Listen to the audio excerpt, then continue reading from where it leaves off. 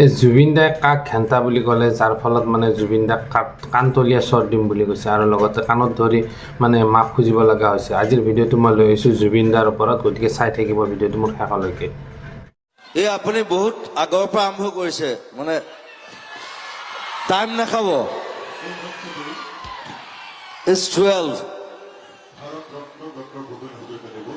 ৰাম, মোক সেইবিলাক নালাগে, আজি কামটো কৰক, বছ খতম কৰক। Be precise.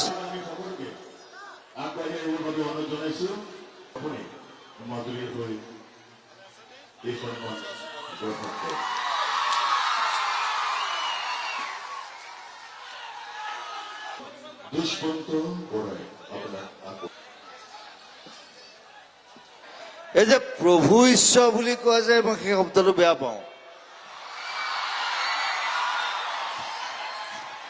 He cannot be. He cannot be God. Right.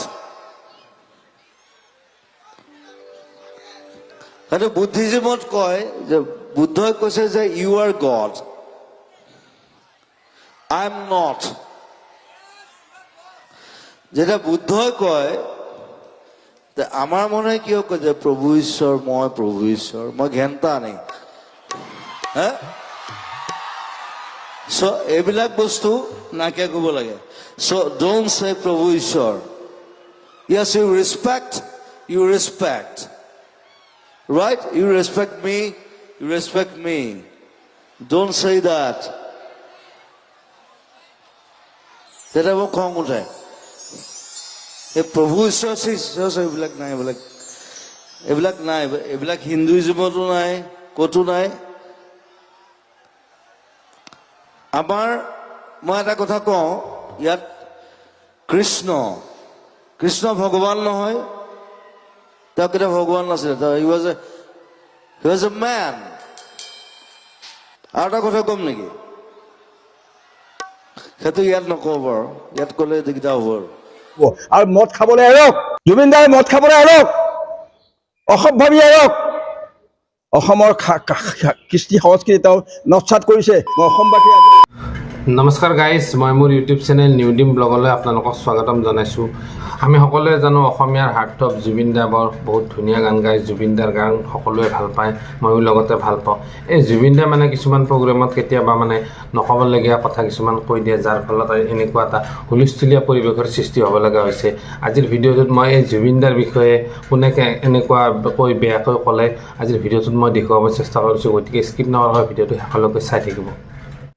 Guys, এই জুবিন দাই মাজুলীত সোমবাৰে নিশা এটা প্ৰগ্ৰেম কৰিব গৈছিল, তাত হেনো তেওঁ এই ঘেণ্টা শব্দটো ইউজ কৰিছিল। আৰু জুবিন দাই মানে কি হয়, এই কেলা ঘেণ্টা এইবিলাক শব্দ কয়, মানে য'তে ত'তে মানে এই শব্দবিলাক কিছুমান কোৱাৰ ফলত এই জুবিন দাৰ মানে এনেকুৱা বিতৰ্কত এটা সৃষ্টি হৈ গৈছে।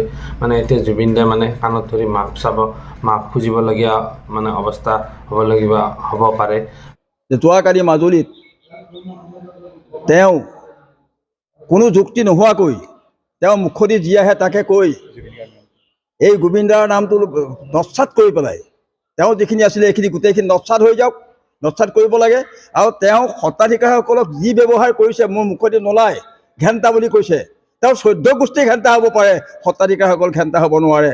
তেওঁক মই মুখ্যমন্ত্ৰী মহোদয়ৰ অসম চৰকাৰক মই অনুৰোধ জনাম যে আমাৰ সত্ৰ সংস্কৃতিক তেওঁ বিলোপ কৰিছে, তেওঁৰ প্ৰতি এটা ভাল এটা ব্যৱস্থা হ'ব লাগে, নহ'লে গোটেই অসম জ্বলি যাব। গোটেই অসমৰ সত্ৰাধিকাৰ, গোটেই অসমৰ যিসকল গুণী মান্য ব্যক্তি সকলো আন্দোলন কৰিবলৈ বাধ্য হ'ম আমি। গতিকে সি বাৰে আঁঠু কাঢ়ি বাপ চালে নহ'ব, গোটেইখিনি কৰি দিব লাগিব, নহ'লে ইয়াৰ ব্যৱস্থা কৰিবৰ কাৰণে মই অসম চৰকাৰৰ মাননীয় মুখ্যমন্ত্ৰী মহোদয় মই তেখেতক কাতৰ অনুৰোধ জনাইছোঁ। দাপৰ যুগৰ কৃষ্ণ সংস্কৃতিক তেওঁ অপমান কৰিছে। আজি দাপৰ যুগৰ কৃষ্ণ সংস্কৃতি অনুপম দৰ্শন বৰদোৱাত জিলিকি আছে, গোটেই ভাৰতবৰ্ষত জিলিকি আছে, গোটেই বিশ্বত জিলিকি আছে। আৰু সেই কৃষ্ণক ভগৱান নহয় বুলি কৈছে, তেওঁ নস্বাত কৰি পেলাইছে, তেওঁক ধিক্কাৰ দিয়া হৈছে। সতৰ্ক হ'ব লাগে, বাক সংগতি ৰাখিব লাগে। আৰু তেওঁ ৰাজহুৱা সভাত আঁঠু কাঢ়ি পেলাই তেওঁ মাপ চাব লাগিব, আঁঠু কাঢ়ি, মুখেৰে নহ'ব। এতিয়া মানে কি আৰু তেওঁ ওপৰলৈ উঠিছে, তললৈ নামিব। আৰু অসভ্য মানুহজনৰ লগত অসভ্য। তেওঁ মানে যেতিয়া তেতিয়া যা তা কথা কৈ থাকে। তেওঁৰ বাপেক বা তেওঁ এইবোৰতো সত্ৰাধিকাৰসকলক খুৱাই বুৱাই জীয়াই ৰখা নাই। সি ধন ঘটি পেলাই গান গোৱা মানুহ, সি এইটো থাকিব লাগে। বেছি ওপৰলৈ যাব নালাগে মানুহ, তললৈ নামে। তেতিয়া এই দুৰাৰোগ্য ৰোগবোৰ যে আছে এইবোৰ ধৰিব আৰু তললৈ নমাই দিব। ঘটনা হ'ল কি, তাক সতৰ্ক কৰি দিছে এনেকুৱা যাতে ভাষ্য কোনো মিটিঙত সি নিদিয়ে। যদি দিয়ে তাক কাণ তলিয়ে চৰ দিম মই নিজে আঁঠু কঢ়াই লৈ। গাইজ, এই জুবিন দাই মানে য'তে ত'তে যি টি মন্তব্য কৰাটো উচিত হৈছে নেকি? আপোনালোকে কমেণ্ট কৰি বাৰু জনাব। এই জুবিন দাই মানে য'তে ত'তে মানে এনেকুৱা ধৰণৰ শব্দ প্ৰয়োগ কৰে, যাৰ ফলত আজি এনেকুৱা এটা হুলস্থুলীয়া পৰিৱেশৰ সৃষ্টি হ'ব লগা হৈছে। মানে জুবিন দাই মানে তেখেতক মই পাৰ্চনেলি বহুত ভাল পাওঁ, তেখেতৰ মই অনুৰাগী হয়, কিন্তু জুবিন দাই এনেদৰে মানে কথাবিলাক কোৱাটো মানে উচিত হোৱা নাই। এই যাৰ ফলত মানে এই মাজুলীৰ সত্ৰাধিকাৰীসকলে মানে বহুত মানে দুখ পাইছে, তেওঁলোকে বহুত আঘাত পাইছে আৰু তেওঁলোকে মানে বহুত দুখ প্ৰকাশ কৰা দেখা গৈছে। ভিডিঅ'টো যদি ভাল লাগিছে তেন্তে অকণমান ভিডিঅ'টো শ্বেয়াৰ কৰি দিব আৰু যাতে মই নতুন নতুন ভিডিঅ' আপোনালোকৰ মাজত লৈ আহিব পাৰোঁ। গতিকে আজিলৈ ভিডিঅ'টো মই ইমানতে সমাপ্ত কৰিছোঁ। গতিকে আজিলৈ বাই।